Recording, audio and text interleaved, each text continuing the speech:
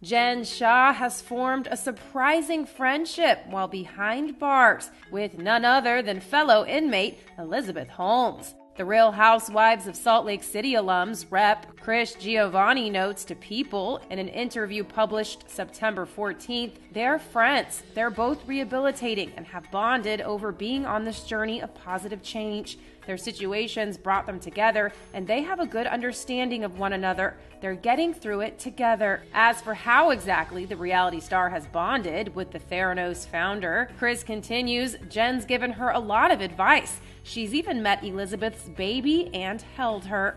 The rep adds that Elizabeth, who welcomed her second child with William Billy Evans in February before starting her sentence in the spring, has also attended Jen's fitness class called Shah-Mazing Abs. Both Jen and Elizabeth are serving time in federal prison in Bryan, Texas. Jen was sentenced to 6.5 years in January, an amount that has since been reduced by about a year after she pleaded guilty to one count of conspiracy to commit wire fraud in a telemarketing scheme. She began her sentence in February and is scheduled to be released in 2028, according to the Federal Bureau of Prisons website. As for Elizabeth, the former biotech mogul was sentenced to 11 years and 3 months in prison in November 2022, which has since been reduced to about 9.5 years for defrauding investors in her now defunct blood testing company Theranos of hundreds of millions of dollars, per a release shared by the U.S. Attorney's Office for the Northern District of California.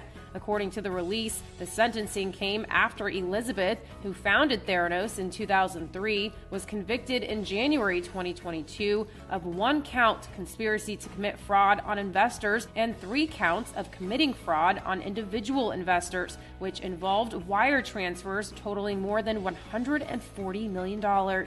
Elizabeth reported to prison in May and is set to be released in 2032, per the Federal Bureau of Prisons website.